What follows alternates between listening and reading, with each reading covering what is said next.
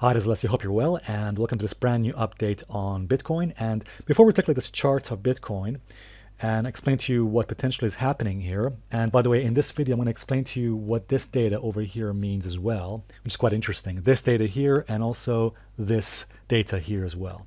So we'll look at these two.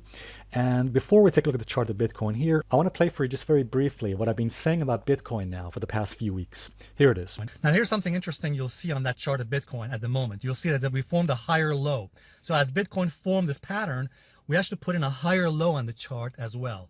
Okay, as you can see there on the chart. So as long as Bitcoin can remain above that low, the most recent low on the chart, I still remain bullish on Bitcoin. So provided Bitcoin remains above that higher low that it formed on the line break chart, I remain bullish, and I still think there's a good chance Bitcoin could break the upper part of that trend line and break the trend line and move higher in a bullish direction in the next few weeks and months. The good news is that so far we're still holding above the weekly 21, above that blue line. So what does this mean? It means that as long as Bitcoin remains above the blue line, above the weekly 21, which is about 8,700 so far. It's about 8,700 on Bitcoin right now. As long as we remain above that, I still maintain a bullish perspective. All right, guys, as you heard there, I've remained bullish on Bitcoin for the past several weeks. In fact, what's made me very bullish on Bitcoin has been this particular pattern that I explained to you in my previous video. In my most recent video last week, I said to you, look, the pattern on Bitcoin has very likely been kind of a consolidation pattern, a sideways consolidation, very messy and unpredictable wave 4. And I said once wave 4 completes, then very likely could be followed by a wave 5 higher. And it does appear now, guys. It does appear on the balance of probabilities, just looking at this chart right now. It does appear we're now breaking out of that wave 4 consolidation pattern, and very likely we're now starting a wave 5. I think on the balance of probabilities, this is very likely to be a wave 5 continuation. In other words, I think that wave 4 very likely bottomed here in this pattern, as you can see here. And I think that we're now seeing the next probable wave 5 to the upside to take us above the 10K region here. Now, as I'm sure you probably know, Bitcoin has had a habit of false breakouts as well. So there's been several false breakouts. By false breakout, I mean, you know, it tries to break out of a pattern and it fails, like it failed here, it failed here, it failed here. So there have been several false breakouts, false rallies. I understand that, even as far back perhaps as over here. But I actually think this breakout, I think this is for real, especially since we have some volume now, some above average volume behind this move as well. By the way, I should let you know, I don't really use volume that much. I don't consider volume to be that interesting or that helpful. But again, I know there are some people who do use it. But in fact, the evidence suggests that volume is not required for a rally to continue. So basically, I think the fact that Bitcoin has now broken out of this consolidation pattern you're seeing here, this consolidation pattern, very likely suggests that we're starting the next major wave 5 to the upside. And that would suggest, therefore, that this pattern, this wave 4 messy correction has likely completed. Again, as long as we don't fall back within the channel, within the consolidation pattern. So I'll explain to you more about that later in the video. But let me just show you this. One major reason why I've remained bullish on Bitcoin has been because of this. So what you're seeing here, some of the comments that people have been posting on my previous videos. Now let me say this, that some of the comments here are from people I like. So for example, this comment you're seeing here, the very first one, this comment here is from a lovely lady. She's a very nice person. I happen to disagree with her, of course, but again, what she said to me last week was that she's quite bearish on Bitcoin. I think it was last week or 2 weeks ago, I think she said this. She says she's very short. She's shorting Bitcoin. By the way, I noticed in my most recent videos that there have been more bearish comments. For example, this was last week from someone else who said the entire market is going down faster than a $5 hooker and Bitcoin's going with it. By the way, whoever wrote this comment, very charming choice of words. I have no idea what he's talking about. What the heck is a $5 hooker? It sounds quite cheap to me, whatever that is. Oh my God, Phil? Hey. Robert. The bottom line is that, again, very bearish comment. He's expecting Bitcoin to go down. Here's another one for you. This is from another comment from someone who wrote to me recently saying that he disagrees with my wave count, and he was saying the entire move in April was the start of something, probably of an A wave, of an expanding triangle, the S&P. So basically what he was saying in this particular comment was that he expected lower levels in the price of Bitcoin. And by the way, this is a video I'm going to make in the future, but a lot of people use Elliott waves in the wrong way because they're trying to force something into the chart that does not fit, often because of their own biases. So if someone is very bearish about a market, what they'll do is they'll interpret the chart in a very bearish kind of analysis.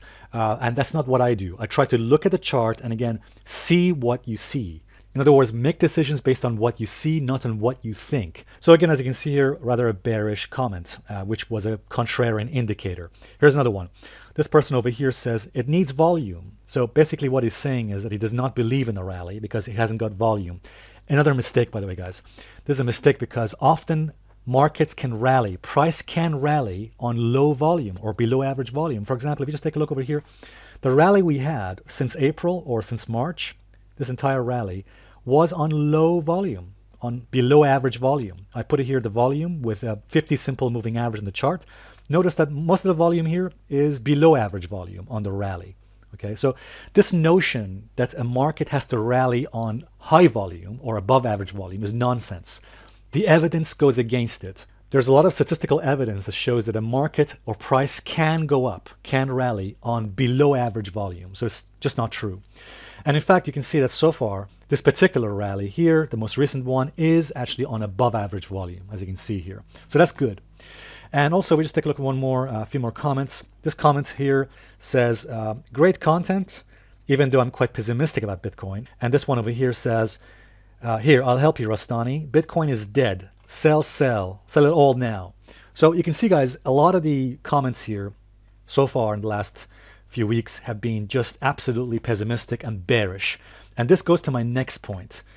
Look at this. This is from the CME, the Chicago Mercantile Exchange, on Bitcoin. And notice that a lot of the traders out there, the traders, the non-commercials, this is from the COT report, by the way, the Commitment Traders Report. And the date of this report is July 14th. And it's quite important because according to the most recent reports, there have been a lot of bears in this market, a lot of shorts in this market. For example, notice the dumb money, the non-commercials, have been more shorts. There are a lot more bears than longs. Okay, so notice that the short positions outweigh the long positions. Okay, so net short on Bitcoin. Again, guys, remember, this is a contrarian indicator.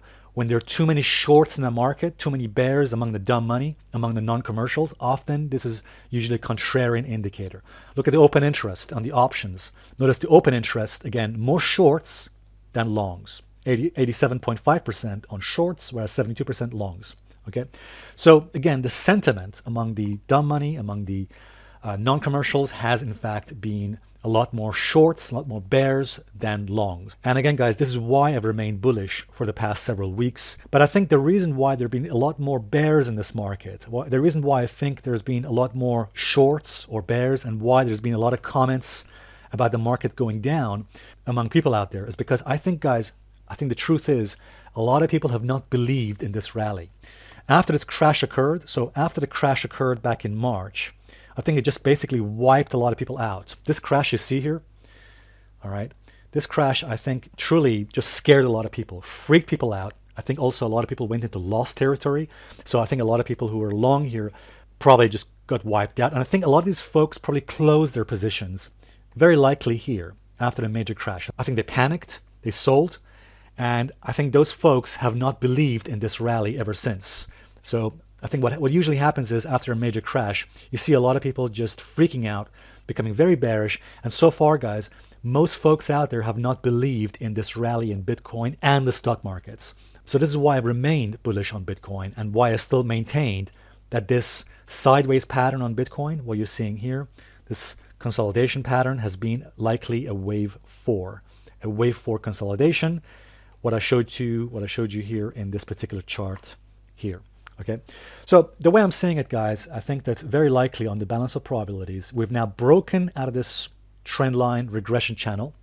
Okay, we've broken above this nice resistance downtrend line and regression channel here. And usually in a situation like this, when markets break out of a consolidation and trend line and indeed a channel like this, a downtrend channel like this, with volume, with above average volume, usually patterns like this are quite bullish for the market. And I think this often signifies the completion of a corrective pattern, and likely the start of the next major wave higher. I actually think this is potentially the start of the next major wave 5 higher here. So guys, in a nutshell, what I would like to see in the next few weeks on Bitcoin, I want to see more shorts getting annihilated. I want to see those short sellers just getting absolutely demolished. So hopefully that will happen, and I think once we squeeze out a lot of the shorts, essentially that could likely lead to further higher levels in BTC. So guys, I maintain my bullish analysis on Bitcoin provided we remain above this channel. So notice where the channel is. Okay, as long as Bitcoin remains above this channel that you're seeing here, and as long as it does not fall within it, which is not something I'm expecting, but again, as long as Bitcoin remains above this channel, I remain bullish on Bitcoin, and I still think we could see further higher levels on Bitcoin. One of the reasons, by the way, for that is also the strength in Ethereum. Ethereum has just been fantastic. Look at this, guys. Ethereum has broken out, is reaching some resistance levels, by the way, some important resistance levels. But one of the reasons why I've been bullish on Bitcoin as well is because of the strength in ETH and Ethereum as well. All right, guys, thanks very much indeed. I'll see you guys in the next video update. Bye for now.